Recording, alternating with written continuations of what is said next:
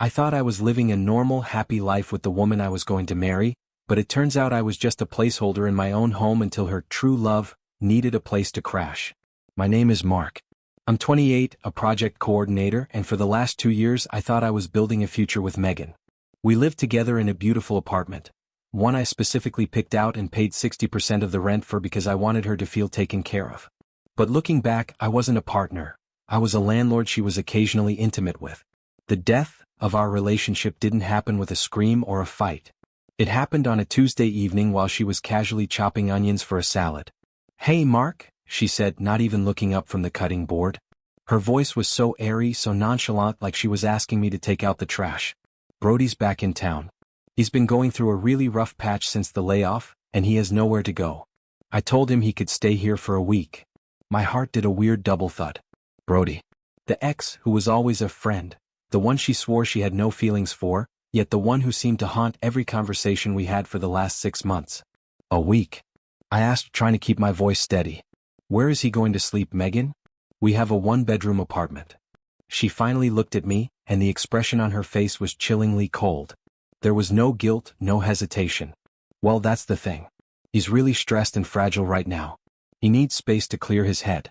So, I was thinking, maybe you could disappear for a while? Just go stay at your parents' place or a hotel?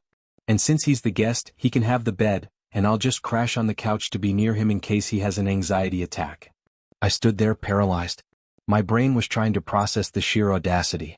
She wasn't just asking me to host her ex. She was asking me to evict myself from the home I paid for so another man could sleep in my bed with my girlfriend in the next room. "You want me to leave?" "My own apartment," I whispered. "Don't be dramatic, Mark," she huffed, rolling her eyes as if I was the one being unreasonable. "It's just for 5 days. Your presence would just stress him out, and I need to prioritize his mental health right now. Can't you just be a supportive partner for once?" In that moment, something inside me didn't just break. It went completely silent. I didn't yell. I didn't argue. I just looked at her and realized I didn't know this woman at all. I wish I could say that kitchen conversation was a bolt from the blue, but if I'm being honest with myself, and with all of you, the writing had been on the wall for months. I just chose to read it as a different language. See, Megan always had this way of making me feel like this stable one, which was code for the one who pays for everything while I focus on my emotions. About 3 months ago, the name Brody started popping up like a recurring nightmare. He had been laid off from some tech startup, and suddenly his mental health crisis became the center of our universe. The first real crack in the foundation happened over a Venmo notification. I was sitting on the couch and Megan's phone was charging on the coffee table. It lit up. "Brody, thanks for saving my life, Meg. You're an angel." I didn't even have to dig. I just asked her about it. She sighed, that long-suffering, "you're so controlling" sigh she'd perfected. "He's behind on rent, Mark." I gave him a little bit of money to keep him off the street. Maybe $200 or $300. "It's my money, isn't it?" I didn't argue. I worked hard as a project coordinator and she had her marketing gig, so I figured, fine, she's helping a friend. But a week later, I saw the actual statement when she left her laptop open. It wasn't $200. It was $500. $500 is a lot of money when she was constantly telling me she couldn't afford to split the grocery bill 50-50. When I confronted her, she didn't apologize. She doubled down. He was going to be evicted. "Do you want him to sleep on a park bench?" God, Mark, your lack of empathy is actually kind of scary sometimes. That was her favorite weapon, weaponized empathy. If I had a problem with her behavior, it wasn't because she was crossing boundaries, it was because I was a cold, unfeeling person. Then came the phone calls. I'd be laying in bed at 11 p.m., exhausted from a 10-hour day of managing contractors, and I'd hear her in the living room. Low whispering. Giggling. That specific kind of laugh a woman only has when she's flirting, the one that sounds like a secret. I'd walk out to get a glass of water, and she'd immediately angle her phone screen away from me. Once I saw a flash of a meme, some inside joke about a trip they took to Tulum years ago. "Still talking to Brody?" I'd ask, trying to sound casual while my stomach was doing backflips. "He's having a panic attack, Mark. I'm literally talking him down from a ledge right now. Go back to sleep." She'd stay out there for 20-30 minutes. Meanwhile, if I wanted to talk to her about my day, she was too drained to listen. I was being phased out of my own relationship, replaced by a ghost from her past who didn't have a job but apparently had all the time in the world to steal my girlfriend's attention. And now, standing in that kitchen, I realized the $500 and the late-night calls were just the appetizers. The main course was her asking me to hand over the keys to my life. I didn't argue. I didn't scream. I didn't even point out that my name was the primary one on the lease and that I paid for the very stove she was standing over. Instead, I just looked at her and said, "Okay, Megan. If that's what you need to do for him, I'll stay at my parents' place for the week." The look of pure, unadulterated relief on her face was the final nail in the coffin. She didn't even say thank you. She just went back to her onions and said, "Thanks for being mature about this, Mark. Brody's coming over on Friday afternoon, so if you could be out by noon, that would be great. He really needs the house to feel calm when he arrives." Calm. She wanted the man who was replacing me to feel calm in the home I built for us. I walked into our bedroom, the room where we talked about our future kids, and I felt a cold, sharp clarity wash over me. I wasn't going to stay at my parents' for a week. I was leaving for good. But I wasn't going to give her the satisfaction of a big breakup scene where she could gaslight me into feeling like the villain. I'm a project coordinator. My entire job is logistics, timelines, and execution. And I was about to coordinate the most important project of my life, the Great Vanishing. I started small. That night, while she was busy texting Brody about house rules and what snacks he liked, I opened my laptop and logged into our shared bank account. I didn't touch her money. I'm not a thief. But I moved every cent of my direct deposits into a private account she didn't have access to. Next, I went through the digital ties. I had her on my phone plan, my Netflix, my Spotify, and even my Costco membership. I made a list. One by one, those strings were going to be cut. Then I called my landlord. "Hey, Mr. Henderson? Yeah, it's Mark. I'm calling about the lease." Since the lease was up for renewal in 30 days and I was the one with the credit score that qualified us for the place, I told him I wouldn't be renewing. I told him I'd be moved out by the end of the month and that Megan would be responsible for any new arrangements. "Is everything okay, Mark?" he asked. "He's a decent guy." "Everything's perfect," I said, and for the first time in months I actually meant it. Wednesday and Thursday were a blur of incognito packing. Every time she left for work, I grabbed the essentials. My passport, my birth certificate, my high-end electronics, and my favorite clothes. I took them to a small storage unit I'd rented near my office. When she came home, the apartment looked exactly the same. I left the cheap furniture, the live, laugh, love pillows she'd bought, and the heavy bed frame. She was so preoccupied with Brody's arrival, cleaning the bathroom, buying his favorite beer, fluffing the pillows for him, that she didn't even notice my side of the closet was nearly empty. She was literally prepping our nest for another bird, and she was too blinded by her savior complex to see that the current inhabitant had already flown away. Friday morning arrived with a heavy, cinematic tension. I woke up at 6 a.m., watching the sunrise hit the bedroom walls of the apartment I knew I'd never sleep in again. Beside me, Megan was fast asleep, probably dreaming of her heroic reunion with Brody. I felt a wave of nausea looking at her. How do you go from planning a life with someone to treating them like a bothersome tenant in their own home? I got up, showered, and dressed as if it were a normal work day. I even made coffee. But as I sat there, sipping from my favorite mug, I watched Megan wake up with an energy she hadn't shown for me in months. She was humming. She was tidying. She was literally light on her feet. "You're still here?" she asked, checking the kitchen clock. It was only 8:30 a.m. Brody's train gets in at noon. I really need to get the place cleared out so he can decompress the second he walks in. You know how he gets with crowds. Crowds. She was referring to me, the man she lived with, as a crowd. "I'm leaving now, Megan," I said, my voice eerily calm. I picked up my laptop bag, which was actually stuffed with my remaining high-value belongings. "I've got everything I need." "Great. Oh, and don't forget to leave your spare key on the counter? Just in case Brody loses his, I want him to have a backup." I stared at her. She wasn't just asking me to leave, she wanted me to hand over my legal access to the property to her ex-boyfriend. I felt a surge of cold fury, but I channeled it into a polite nod. "Sure. The keys are on the counter," I lied. My keys were firmly in my pocket. I wasn't giving a stranger access to my belongings while I was still legally on the hook for the place. I walked to the door, my hand on the handle. I waited for her to say something, anything, that sounded like she cared. Maybe "I'll miss you," or "Thanks for doing this." Instead, she shouted from the bedroom, "Check the fridge before you go. If there's any of your stinky leftovers in there, toss them. Brody is really sensitive to smells right now." I didn't answer. I stepped out, pulled the door shut, and heard the lock click. It was the most satisfying sound I'd heard in years. I didn't go to my parents. I went straight to the property management office. I handed over my formal 30-day notice. Since I was the primary earner and the one who'd passed the credit check, the landlord was happy to let me out of the renewal, provided I paid through the end of the month. What about the other tenant? The clerk asked. She'll have to reapply on her own merits, I said. I knew Megan's credit score was in the basement from her college days. She wouldn't stand a chance. As I drove away, my phone buzzed. It was a text from Megan. He's here. He looks so much better already. Thanks for being a big person about this, Mark. See you in a week. XO. I didn't reply. Instead, I pulled over into a gas station parking lot, opened my laptop, and began the digital execution. I sat in my car, the engine idling, and felt a strange, cold rush of power. For 2 years, I had been the silent engine running Megan's life. I was the one who remembered the passwords, the one who paid the premiums, and the one whose credit card was linked to every convenience she enjoyed. It was time to turn the engine off. First, the phone. We were on a shared family plan, my plan. I logged into the carrier portal.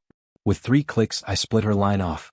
Since I owned the account, the system notified her that her service would be suspended within the hour unless she provided a new method of payment and an astronomical deposit due to her credit score. Next, the quality of life strikes. Netflix changed the password. Logged out all devices. Spotify family removed her as a member. Amazon Prime changed the password and removed her saved shipping address. The smart home, this was the petty one. I had installed the smart bulbs and the thermostat. I reset the hub to factory settings. If Brody wanted the lights on, they'd have to figure out the manual switches like it was 1995. Then came the big one, the bank. We had a household account for groceries and utilities. I didn't take a dime of her money. I'm a professional, not a thief, but I withdrew my remaining balance and officially requested to be removed from the joint authorization. This triggered an automated email to her. Your joint account status has changed. Please visit a branch to rectify. I watched my phone. I knew the honeymoon phase of Brody's arrival was about to hit a massive technical snag. 10 minutes later, the first wave hit. My phone lit up with a text from her. Mark? My Netflix just kicked me out. Did you change the password? Brody was right in the middle of a documentary to help him relax. I didn't reply. I blocked the number. 5 minutes after that. Mark, why is my phone saying no service? I'm trying to order DoorDash for Brody and it won't go through. Pick up your phone. Blocked. I put my phone on Do Not Disturb and drove to my new temporary studio. It was small, it was quiet, and most importantly, it didn't contain an ex-boyfriend who needed decompressing. As I unpacked my first box, I imagined the scene back at the apartment. The lights probably weren't working right, the Wi-Fi was likely flickering because I'd changed the security protocol remotely, and Megan was realizing that the supportive partner she treated like a doormat was actually the floor she was standing on. But the real boom moment? That was still coming. Because she still thought I was coming back in a week. She had no idea that in 27 days, the landlord would be knocking on that door with an eviction notice because her name wasn't on a valid lease extension. I sat on the floor of my new place, ate a sandwich in total silence and felt light. For the first time in years, I wasn't responsible for someone else's emotional baggage. The next 7 days were the most peaceful of my adult life. I leaned into my work, taking on extra hours and finally finishing a project that had been lagging for months. My boss even noticed. You look rested, Mark, he said. I just smiled. Rested?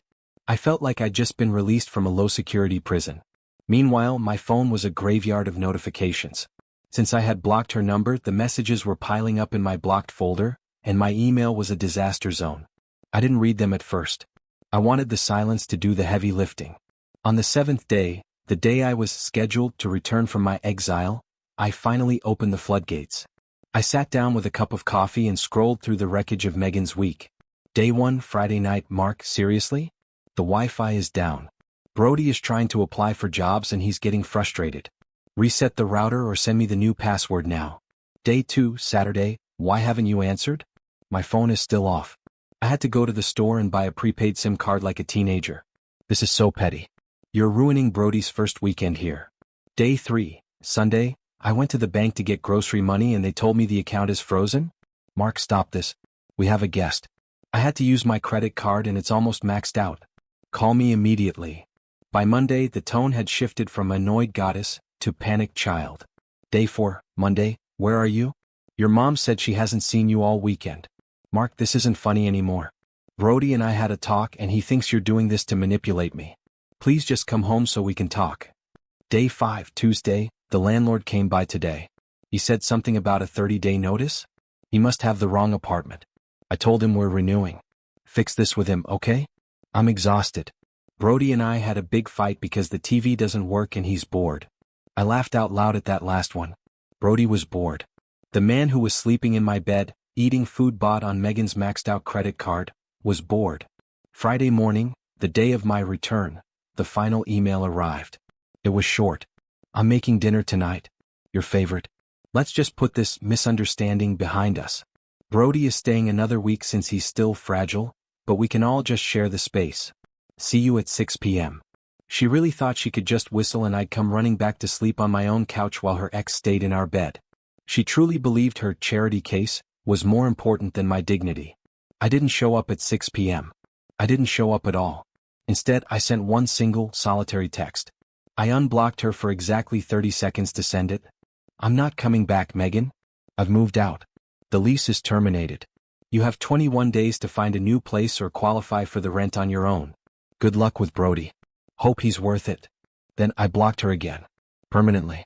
If you've ever seen a house of cards fall, you know it starts with one tiny wobble. My text was that wobble. But the real collapse?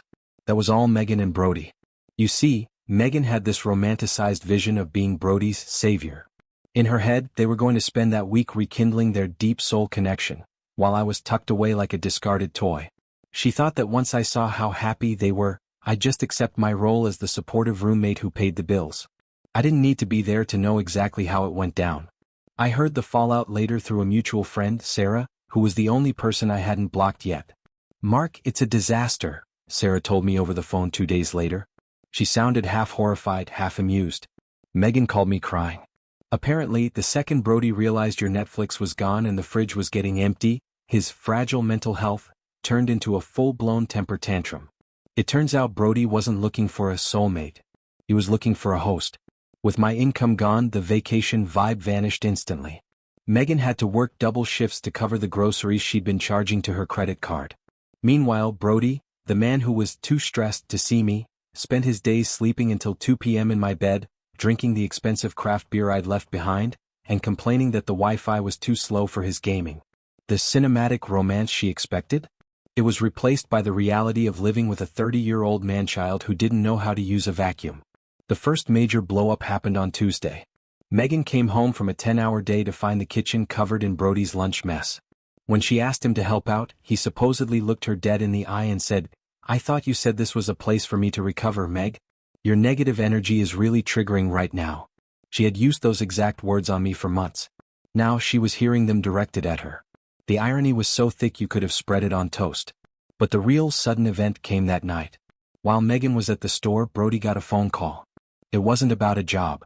It was another woman, a girl he'd been seeing the entire time he was homeless. Megan walked in just as he was telling this other girl, "Yeah, babe, I'm just crashing at this fan's place for a few more days until I get my settlement. I'll be over by the weekend." Megan wasn't his angel. She was his fan. She was a stopover. She lost it. She started screaming, throwing his clothes into the hallway, demanding he leave. But Brody, being the fragile guy he was, reminded her that she'd invited him there and he had nowhere else to go. He refused to budge.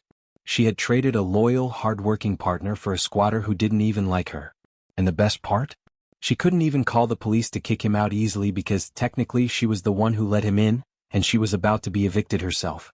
By Wednesday, the reality of the situation had finally pierced through Megan's delusions. She was trapped in a 700-square-foot apartment with a man who didn't love her, no cell service of her own, and a bank account that was bleeding out. Naturally, she did what every person who burns a bridge does when they realize they can't swim. She tried to rebuild it with guilt. Since I had her blocked everywhere, she did something truly desperate. She showed up at my office. I was in the middle of a briefing with my team when my assistant buzzed me. "Mark, there's a woman named Megan in the lobby. She says it's a family emergency?" My heart hammered against my ribs, but not because I missed her. It was pure, unfiltered adrenaline. I walked out to the lobby and she looked like a different person. Her hair was unwashed, her eyes were puffy, and she was wearing a hoodie I'd bought her for her birthday. "Mark, thank God," she sobbed the second she saw me. She actually tried to hug me. I stepped back, keeping the reception desk between us. "What do you want, Megan?" I asked. No warmth. No anger. Just a cold, professional inquiry. "Brody, he's awful, Mark. He's been lying to me. He has another girlfriend. And he won't leave the apartment. He says since I invited him, he has a right to stay until he finds a place. I can't do this. I'm so sorry. I made a huge mistake. Please, just come home and help me get him out." I almost laughed. I really did. Help you get him out? Megan, you told me to disappear so he wouldn't be stressed. You told me his mental health was the priority. Well, congratulations. You have him all to yourself. "But the landlord," she shrieked, ignoring the stares of my co-workers. "He came by today with a formal notice to quit. He said since you're not renewing and I don't meet the income requirements, I have to be out by the 30th. Mark, I have nowhere to go. You have to talk to him. Tell him you'll stay. Tell him you'll pay." The mask had finally slipped. She didn't want me back. She wanted my paycheck back. She wanted the stable guy to fix the mess she made with the exciting guy. "I already talked to the landlord," I said, leaning in so only she could hear. "I told him I'm done. I've already signed the papers for my new place. I'm not your ATM anymore, Megan. And I'm certainly not your bouncer." "You're heartless," she hissed, the tears vanishing instantly, replaced by that familiar, ugly sneer. "After everything I gave you? You're going to let me be homeless because of one little mistake." "It wasn't a mistake, Megan. It was a choice. You chose Brody. Now you get to live with the consequences. Or I guess you get to move out with them." I turned around and walked back into the secure area of the office without looking back. I heard her scream my name once more before security escorted her out. But the sudden event of the day wasn't over. An hour later, I got an email from the landlord. Apparently, Brody and Megan had gotten into such a loud, physical argument after she got back from my office that the neighbors called the cops. The landlord wasn't waiting for the 30th anymore. He was filing for an emergency eviction based on nuisance and disturbance. She wasn't just losing the apartment. She was losing her reputation, her deposit, and her dignity, all in one afternoon. While Megan was busy trying to salvage her pride at my office, Brody was doing what he does best, looking out for number one. I found out later that as soon as the police left the apartment after their big disturbance call, Brody didn't sit around and wait for Megan to come back and apologize. He didn't even pack his bags properly. He just grabbed his gaming console, his expensive sneakers, and whatever was left of my craft beer, and he called a ride. The other woman he'd been talking to? She was already downstairs in a beat-up sedan waiting for him. The betrayal came full circle in the most poetic way possible. Megan had evicted me for Brody, and now Brody was evicting himself from her life because she was no longer useful. He didn't leave a note. He didn't even leave the keys I'd supposedly left on the counter. He just vanished, leaving the front door unlocked and the apartment a complete disaster zone. When Megan finally got back from her failed attempt to manipulate me at work, she walked into a silent, empty home. No Brody. No boyfriend. No soulmate. Just the smell of the onions she chopped a week prior, rotting in the trash, and a living room full of furniture she couldn't afford to move and didn't know how to disassemble. But here's where this sudden event really takes a turn for the bizarre. Brody, in his infinite wisdom, hadn't just left. He had borrowed something before he went. My high-end $400 noise-canceling headphones that I'd accidentally left in a drawer. I tracked them via the app on my phone. They were currently moving at 65 miles per hour toward the next state over. I didn't call Megan. I didn't call Brody. I called the police in the town where the GPS pinger stopped. "Yes, officer," I said, looking at the map on my screen. "I'm tracking my stolen property.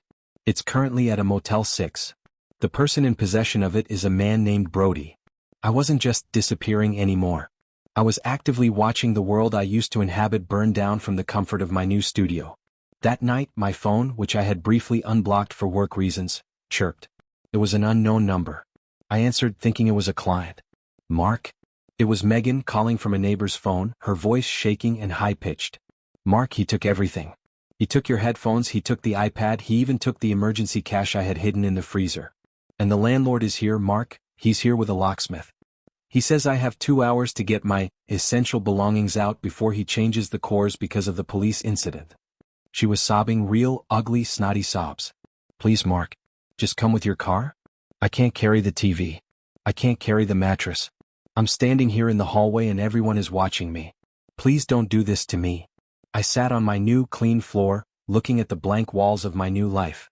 I felt a tiny spark of the old Mark, the fixer, the provider, try to flicker to life. But then I remembered her face in the kitchen, chopping those onions, telling me to disappear so her real choice could be comfortable. "Megan," I said, my voice as flat as a dial tone.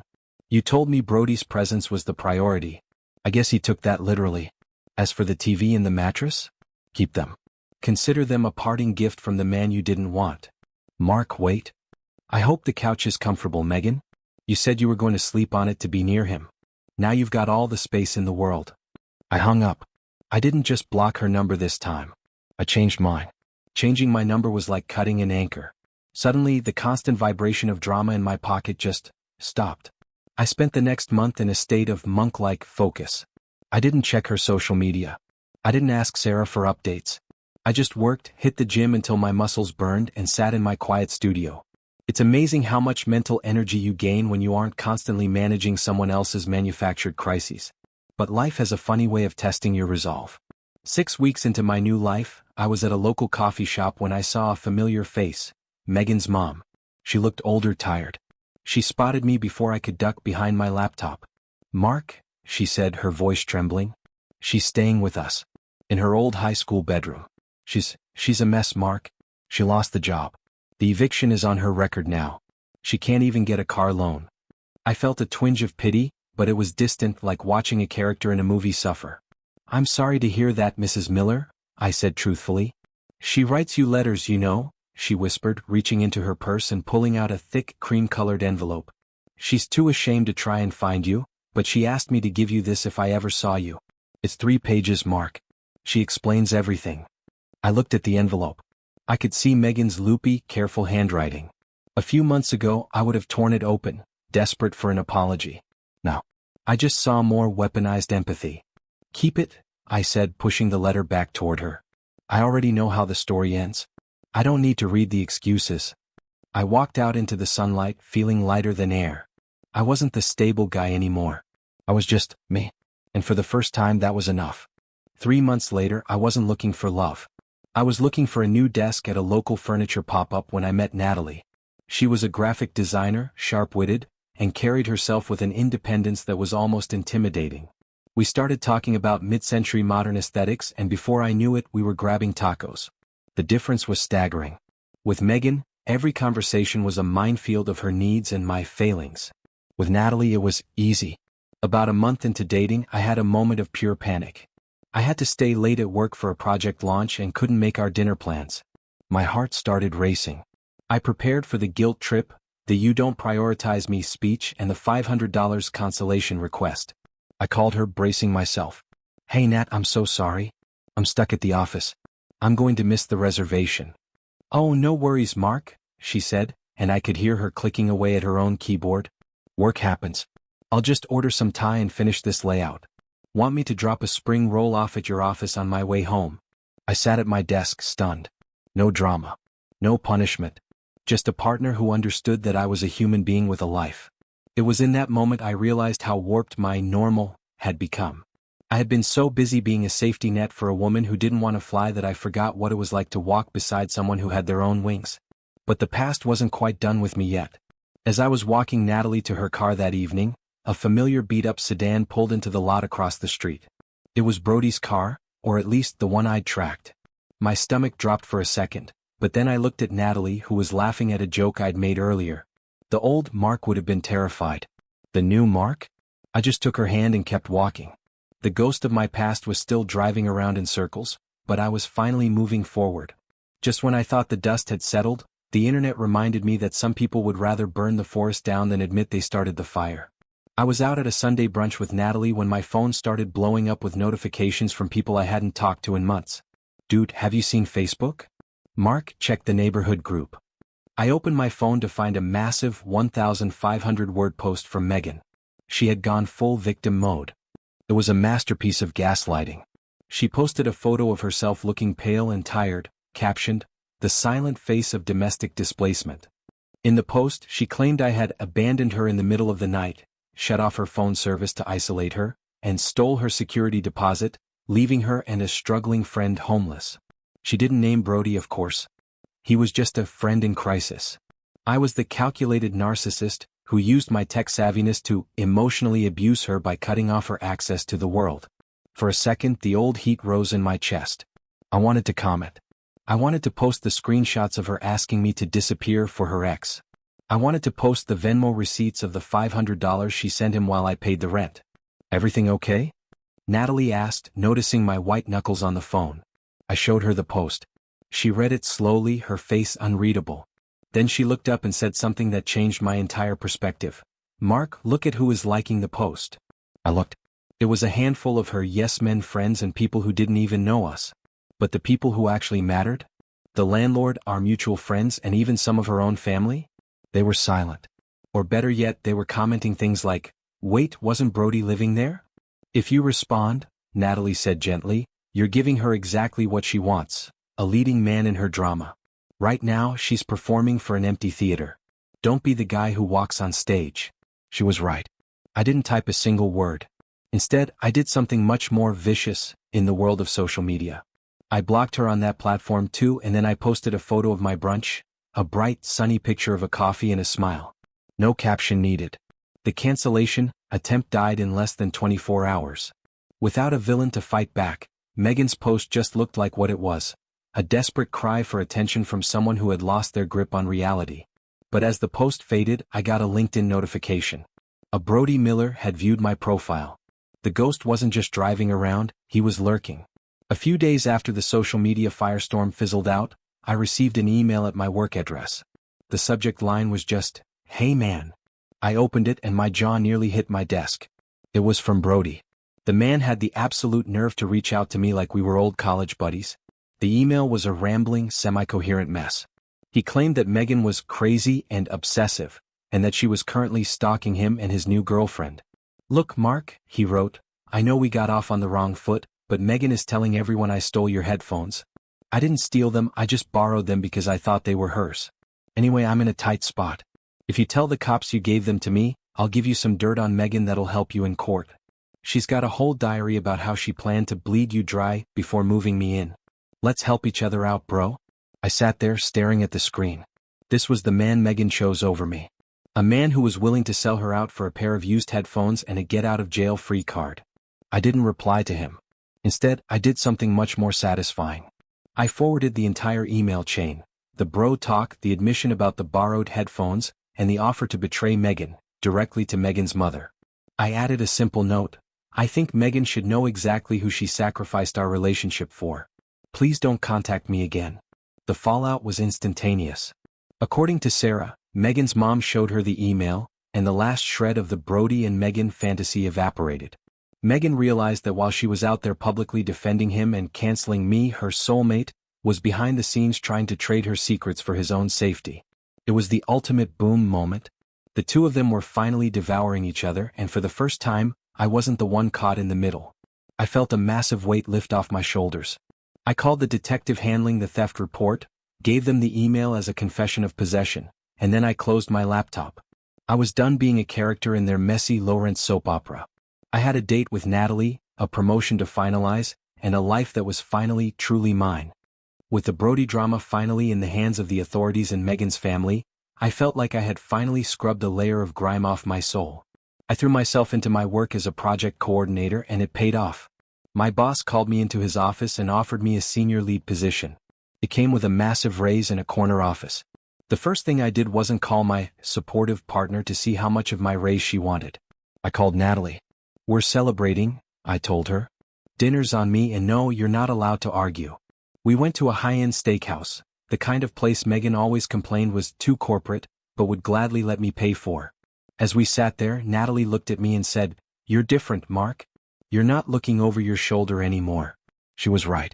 I had spent 2 years as a human shield, waiting for the next emotional blow. Now, I was just a man enjoying a steak with a woman who actually liked me. But as we walked out of the restaurant, I saw a woman standing by the valet stand. It was Megan. She looked diminished. She was wearing an old uniform from a local diner, looking like she'd just finished a grueling double shift. Our eyes met, and for a second the world stood still. I saw the apology she wanted to scream, the regret, the "I'm sorry" that was 3 months too late. I didn't stop. I didn't even break my stride. I just gave her a polite, distant nod, the kind you give a stranger who holds the door open for you, and kept walking toward the car with Natalie. I didn't hate her anymore. Hate is an emotion that requires energy, and I simply didn't have any left to give her. She was a closed chapter in a book I had already returned to the library. The silent exit was complete. I hadn't just left the apartment. I had left the version of myself that allowed people like her to exist in my space. It's been a year since I walked out of that kitchen while the smell of onions filled the air. If you had told me then that losing my home, my fiancé, and my peace of mind would be the best thing to ever happen to me, I would have called you crazy. But looking back from my new balcony, overlooking a city that feels full of possibility, I realized that the silent exit wasn't just a breakup. It was a rescue mission for my own soul. Megan is still living with her parents. From what I hear, she's bounced through a few more Brody-type guys, always looking for a savior but never willing to be her own. She sent one last letter a few weeks ago, but I didn't even open the envelope. I just marked it returned to sender, and handed it back to the mailman with a smile. Brody? He ended up with a record for the theft and a mountain of debt. Last I heard, he moved 2 states away to live in his sister's basement. Turns out, when you don't have a Mark to pay your way, the world is a much harsher place. As for me and Natalie, we're taking things slow, but slow feels incredible when it's built on a foundation of mutual respect. We split the checks, we share the chores, and most importantly, we protect each other's peace. There are no exes in our guest room, and there are no secrets on our phone screens. To anyone reading this on Reddit, sitting in a kitchen somewhere feeling like a ghost in your own life, trust your gut. If they ask you to disappear so someone else can be comfortable, show them just how good you are at vanishing. Don't scream, don't beg, and don't try to win an argument with someone who doesn't value your presence. Just coordinate your exit, pack your dignity, and go. The best revenge isn't a viral post or a big confrontation. The best revenge is living a life so full and so happy that you eventually forget they even existed. I'm Mark, I'm 29 now, and I'm finally home.